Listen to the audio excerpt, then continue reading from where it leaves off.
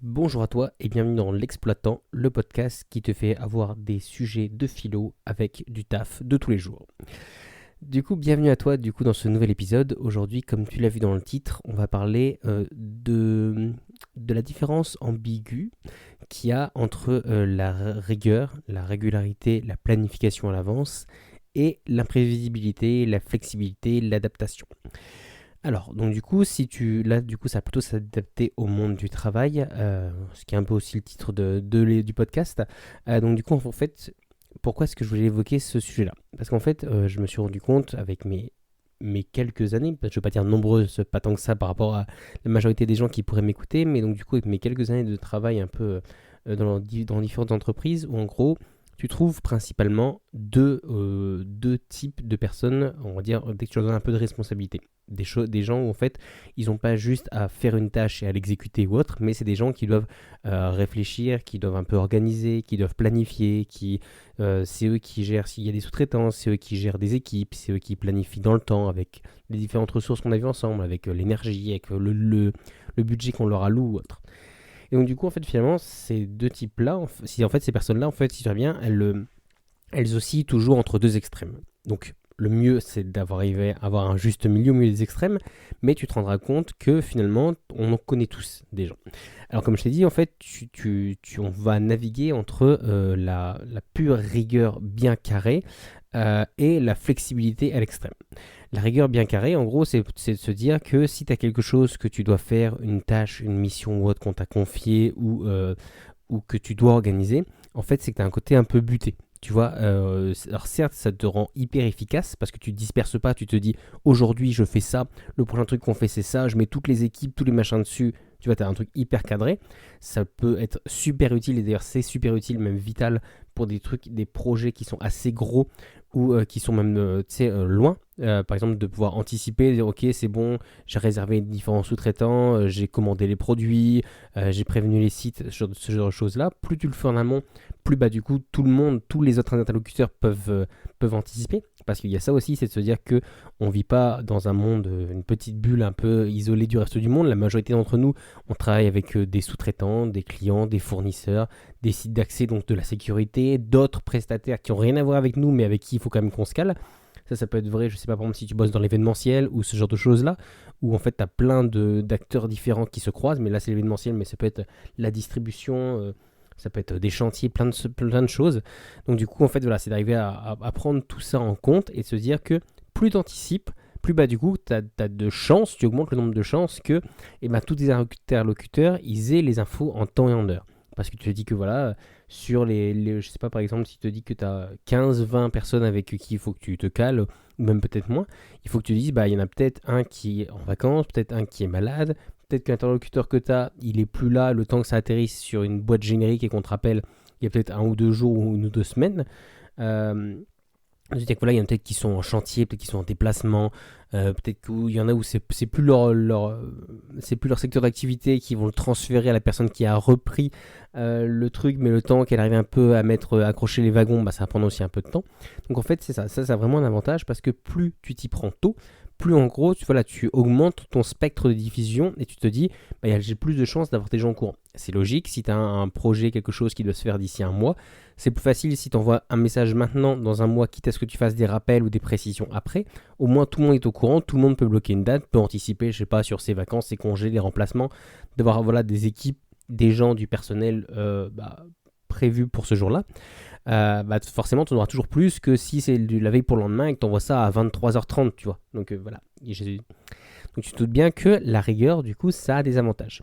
Le seul inconvénient par contre que ça peut avoir, j'ai déjà vu moi du coup plusieurs fois, c'est qu'en fait les gens qui se sont trop enfermés dans cette espèce de rigueur, parce qu'en plus il y a un côté rassurant, tu vois, tu te dis ok c'est carré, là on fait ça, machin, on avance là-dessus, je commence un dossier, je le finis, on ne disperse pas ou autre, c'est qu'en fait du coup ces gens-là, ils sont hyper sensibles à tout ce qui est la volatilité. Et la volatilité, il y en a beaucoup, peu importe les activités que tu fais. Tu peux me mettre, je sais pas, ébéniste au fin fond de nulle part. Si c'est pas toi qui coupes tes arbres, et bah du coup tu auras toujours des trucs, des problèmes de fournisseurs qui sont en retard, et puis des pénuries, et puis je sais pas, d'un coup le coût du même matériau qui fait x2 parce que l'essence, parce que je ne sais pas trop quoi. Donc du coup tu auras toujours des incertitudes, tu auras toujours des choses qui n'étaient pas prévues et qui finalement arrivent. Et en fait, le problème, c'est que si tu as un modèle qui est trop fermé, et ben en fait, ce qui devait te rendre service parce que tu anticipais, finalement, ça te bloque. En fait, voilà, je connais des gens où en fait, on leur donne une mission, on leur donne plusieurs missions, et ok, aujourd'hui je fais ça. Si jamais dedans il y a, je sais pas, pour diverses raisons, je sais pas, une machine qui tombe en panne, ou il manque une petite pièce, ou je sais pas, finalement il devait être deux et finalement il est plus tout seul parce qu'il y en a un qui est parti en chantier, il y en a un qui est pas là. Ça y est, c'est la catastrophe parce qu'il faut qu'ils s'arrêtent parce qu'ils ne peuvent plus avancer. Et donc du coup, en fait, ces gens-là, ils n'ont pas la flexibilité de dire, eh ben c'est tout, là je peux pas, ok, je vais au plus loin de ce que je peux là avec mes moyens. Et après, bah voilà, je déclenche quand même la sirène d'alarme pour dire, bah il me faut plus d'équipe, plus de temps, machin ou autre.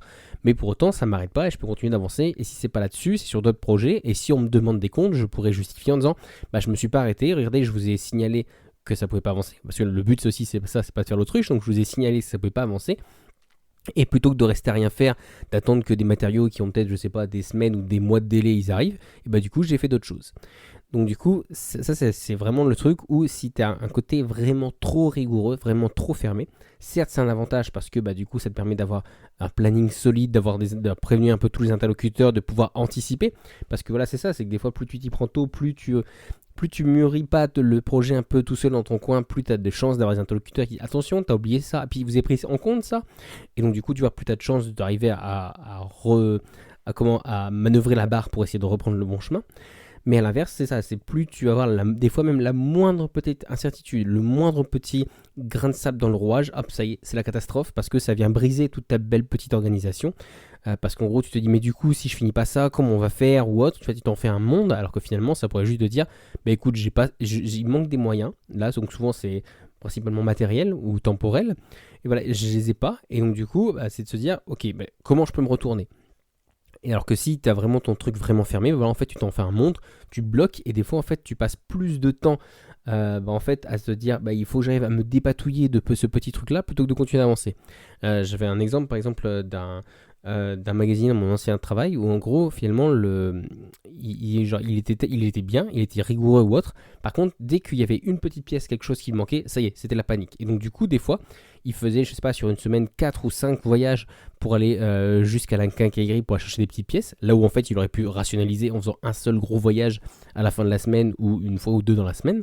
Là en fait il faisait plein de petits trucs parce que bah oui, mais là j'étais sur ce dossier là et il me manque une pièce, du coup je suis parti chercher la pièce. Et le lendemain du coup finalement sur le même projet, en continuant d'avancer, je me suis rendu compte qu'il manquait aussi cette pièce là et donc du coup je suis reparti la chercher. Finalement au total, s'il a fait 2, 3, 4, 5 allers-retours, en fait tout ce temps là qu'il a mis, c'est du temps qui a moins servi du coup le projet sur lequel il était. Parce qu'il s'était bloqué dans son truc de ah bah non, on me donne une mission, alors du coup il faut que j'aille jusqu'au bout de la mission. Donc ça c'est le côté si t'es vraiment trop rigide. À l'inverse, si t'es trop flexible, voilà, j'avais aussi un responsable qui était comme ça, qui était en mode non mais c'est pas grave, on a le temps, pas besoin d'anticiper ou autre. On a des trucs à louer, des engins, réserver des nuits à l'hôtel et ça. On fera ça le jour même ou on réservera la veille ou 2-3 jours avant. Du coup à l'inverse, c'est en fait en faisant ça.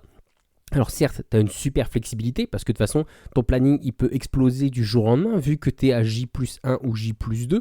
Finalement, ce qui se passe derrière, ça peut fluctuer n'importe comment. Finalement, ça ne te regarde pas tant que ça parce que toi, tu as une vision vraiment à court terme. Mais donc du coup, comme tu t'en doutes, le problème de ça, c'est que finalement, tu n'as aucune vision sur le long terme. C'est-à-dire que tu te dis, si tu veux réserver des engins, du matériel ou autre, tu le payes le prix fort, voire même tu ne l'as pas du tout, parce que si tu t'y prends 2-3 jours avant, le temps que ça arrive, que tes fournisseurs ils s'organisent, tu ne l'as pas. Et sinon, comme je te dis, sinon tu vas le payer le prix fort, parce qu'on va dire, monsieur, c'est le prix de l'urgence, machin ou autre, il a fallu qu'on fasse rapatrier un truc d'un côté et de l'autre. Ou alors, il reste plus qu'une seule chambre, on va aussi devoir surclasser, machin ou autre, donc du coup, c'est pas les mêmes prix. Donc du coup, voilà, t'as quand même un avantage, comme je dis, dans le sens où finalement, pour le coup, tu t'accommodes très bien de tout ce qui va être flexibilité et de tout ce qui va être imprévisible. Parce que finalement, je te dis, comme ton planning, il est tellement à court terme, comme tu vois, tu as beau être focalisé un peu sur ton projet, tu vois pas dans le long terme. Du coup, en gros, tout le reste qui peut bouger, toi, finalement, c'est pas grave. Du moment que ta journée, voire J+1 ou J+2, ça bouge pas trop, t'arrives à t'en sortir. T'arrives à t'en sortir, ta vision ne s'écroule pas, on va plutôt dire. Parce que voilà, finalement, t'arrives pas toujours à t'en sortir, comme je te l'ai dit. Donc ça peut être, comme je te dis, vraiment une force, parce que tu peux te dire, en gros, mon planning, il peut bouger ou autre. Mais voilà, vraiment, c'est de se dire que tu manques de vision dans le temps. Et donc du coup, pour faire contraste avec la vision d'avant, en fait c'est ça, c'est que tu n'arrives pas non plus à te projeter. Il y a plein de moments où tu vas aller dans le mur. En fait, il n'y a pas... Il n'y a pas une méthode qui est meilleure que l'autre entre les deux extrêmes, mais à choisir vraiment entre la peste et le choléra, je dirais que celle-là, c'est la pire. Parce que, en gros, voilà, tu es quasiment sûr d'aller dans le mur. Il vaut mieux avoir une organisation carrée ou autre, que limite tu perds du temps parce que tu restes bloqué dessus, parce que voilà, tu fais des allers-retours, des machins ou autre, plutôt que d'avoir un truc où tu es un peu en roue libre et que tu te dis, bon, on verra ça demain. Parce qu'il y a un moment où on verra ça demain, les gens qui, eux, à l'inverse de l'autre côté, ont un peu anticipé, ils t'ont mis un peu des deadlines que du coup, tu n'as pas anticipé, et donc du coup, tu es dans le mur parce que tu n'as pas une vision d'ensemble. Donc, tu vois, en fait, pour résumer, tu as un côté où en fait, il y a trop une vision d'ensemble et pas le côté un peu macro, un peu flexibilité. Et l'autre côté, il y a trop justement une vision micro de dire, moi je suis juste sur le court terme sans voir finalement une vision d'ensemble. Et donc, du coup, des fois, tu te rends compte, soit tu fais des doublons, soit tu fais des choses qui ne sont pas optimisées. Soit en fait tu es dans l'urgence parce que tu n'avais pas tout anticipé. Comme je te l'ai dit, finalement, l'idéal c'est d'arriver à trouver un juste milieu, d'avoir en gros une vision d'ensemble du projet, d'avoir une vision sur plusieurs semaines, voire sur plusieurs mois, et pour autant de garder toujours un petit peu dans le coin de ta tête, de dire ok, et ça si demain ça tombe à l'eau, qu'est-ce que je fais? Alors oui, forcément, ça c'est quelque chose que tu apprends en pratiquant ton métier. Les premières fois, c'est un peu la panique parce que tu n'as jamais été confronté à ce genre de situation. Tu n'as jamais eu un moment où tu étais vraiment en difficulté. Ou du moins pas en difficulté, dans le sens où je sais pas si on te donne, par exemple si tu es bûcheron, que tu as une tronçonneuse, et que voilà, c'est ton métier ou autre, et que tu es un peu un jeune apprenti, un jeune arrivé, en fait tu sais pas quoi faire le jour où ta tronçonneuse elle démarre pas. Là où en gros des anciens qui ont déjà eu ce genre de situation, avec une tronçonneuse qui démarre pas, parce qu'il fait froid, parce que la machine elle démarre pas, parce que je sais pas, les conditions font que tu peux pas l'utiliser, eux ils ont déjà eu ce genre de situation là. En fait c'est l'expérience qui vient pallier à ça. C'est en gros, il faut se dire que la meilleure... Alors, ça va venir vachement philosophique. La meilleure façon en fait d'anticiper, de combler son incompétence, alors pas incompétence dans le sens négatif du terme, dans le sens où tu n'as pas encore acquis la compétence, dans le manque d'expérience, prenons ça dans ce sens-là, la meilleure manière de combler en fait ce manque d'expérience, c'est d'anticiper le plus possible, parce que plus tu anticiperas, plus tu pourras trouver les bons interlocuteurs qui donneront les bons éléments, que tu seras sûr que tout sera carré ou autre. Donc voilà, en fait, tu combles du coup ce manque de compétences, ce manque d'expérience en anticipant. À l'inverse, tu deviens flexible et tu arrives à devoir bien réagir, on va dire un peu dans l'urgence, quand tu gagnes en expérience et que tu gagnes en compétences. Parce que au bout d'un moment, tu t'es tellement retrouvé confronté à des situations différentes, à des situations diverses et variées, et ça c'est combien elles peuvent être diverses et bien difficiles selon les sujets. Donc du coup, en fait, plus en fait ça va t'immuniser. C'est ni plus ni moins que ça. Quand tu vas bien, l'expérience, c'est ça. C'est de se dire, je sais pas, par exemple, un arbre, par exemple, qui a de l'expérience, c'est un arbre qui est un peu noueux, qui est un peu creux, il a pris des tempêtes, il a pris la foudre, peut-être même qu'il a pris une voiture, tu vois, genre vraiment le truc un peu indestructible. Et donc du coup, il est forcément plus résistant, il est moins beau, mais il est plus résistant que un petit truc un peu frêle qui va pousser à côté. Donc là, en fait, voilà, faut que tu dises vraiment que la force, on va dire, du débutant, c'est d'anticiper, d'avoir une vision d'ensemble, d'essayer de prendre au maximum de l'avance. Et la force de l'expert, c'est de se dire qu'en gros, donc forcément, souvent l'expert, comme il a été un débutant, il a toujours un peu, il faut qu'il garde d'ailleurs cette vision long-termiste, d'avoir une vision d'ensemble, mais voilà, en gagnant finalement en flexibilité pour te dire, si demain il m'arrive ça, j'arrive à m'en tourner. Pour dire, dans mon ancien travail, ce que je fais encore maintenant, en gros, je faisais des plannings de la logistique, avec des camions et tout ça, avec des tournées. Et donc, du coup, au début, quand tu commences, le jour où il y a un mec qui est pas là, vu que tes tournées elles sont sur la semaine, c'est la panique. Parce que tu te dis, maintenant, si lui il est pas là, du coup ça reporte tout, du coup ça reporte le taf sur les autres.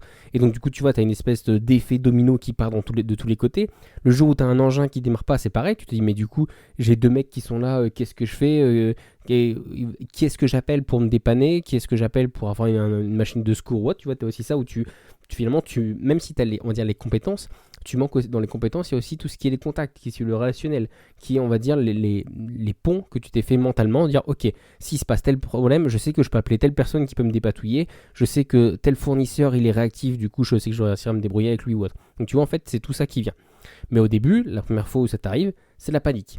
Et à l'inverse, tu vois, à la fin, c'est même pour ça que finalement que j'avais changé, parce qu'en gros, il n'y avait plus d'incertitude. J'avais un truc où j'avais réussi à bien mettre en place ma vision long terme, sauf que j'avais tellement vu de situations diverses et variées. Alors du coup, dans le transport, tu peux avoir, je sais pas, les grèves, les camions qui démarrent pas, les gens qui sont malades du jour au lendemain pendant des longues périodes. des problèmes avec les autorités, je sais pas, par exemple, qui bloquent des routes parce que, bah, voilà, quand on transportait des produits dangereux, bah, des fois, tu peux plus passer par là, ou plus passer dans des ponts, ou tu as des sites qui bloquent les accès, ou tu as des centres de traitement qui refusent, ou qui prennent feu, ou voilà, au bout d'un moment, tu as tellement fait le tour de toutes les situations que bon, à part un conflit, tu vois, genre, je sais pas, il y a des tanks au milieu de la rue, et encore, tu te dis juste, bah, c'est doux, s'il y a des tanks, après tout, dans nos contrats, c'est marqué qu'en cas de conflit, on n'est pas obligé d'honorer nos prestations. Donc, tu vois, finalement, en fait, tu te dis, bah, au bout d'un moment, tu as fait tellement le tour que du coup, il y a un côté un peu blasant, tu vois, enfin, du moins, moi personnellement, parce que du coup, tu plus cette incertitude. Et alors, il y a des gens qui s'en complaisent très bien, il y a des gens qui font ça pendant des années, et donc, du coup, au contraire, que ça rassure. Comme je te disais, c'est plus les gens qui aiment avoir quelque chose qui est carré, et du coup, ça les rassure. Il n'y a pas d'incertitude, machin, chacun ses habitudes, on sait que ça tourne. Mais du coup, je pense que c'est parce que peut-être que j'ai encore un peu la fougue de l'âge. Moi, voilà, il me faut des choses dynamiques, il me faut des choses qui bougent, il me faut en fait, j'ai besoin, pour l'instant, dans mon travail, de cette incertitude. D'avoir le truc de se dire, et bah demain, il peut arriver une petite difficulté, il y a un petit truc, même une grosse, et donc du coup, en gros, ce sera une fierté d'en avoir triomphé. Comme je t'ai dit, il y a des gens où c'est l'inverse, il y a des gens où c'est la panique, où ils feraient presque des crises de stress parce que voilà, comment ils vont s'en sortir ou autre. Ça dépend, voilà, ça dépend des gens. Donc en sachant que bah, finalement, comme je t'ai dit, ça dépend des gens. Pour ces gens qui sont hyper carrés, bah, du coup, ils arriveront à mettre des trucs, des process ça en place qui dureront dans le temps. Et à l'inverse, pour les gens qui sont un peu plus volatiles, bah, du coup, ils seront vachement plus réactifs sur tout ce qui est un peu urgence, mais des fois, ils n'auront pas cette vision long terme pour voir le mur au loin se rapprocher sans anticiper. Voilà, bah j'espère que cet épisode t'a plu, j'espère qu'il t'a parlé.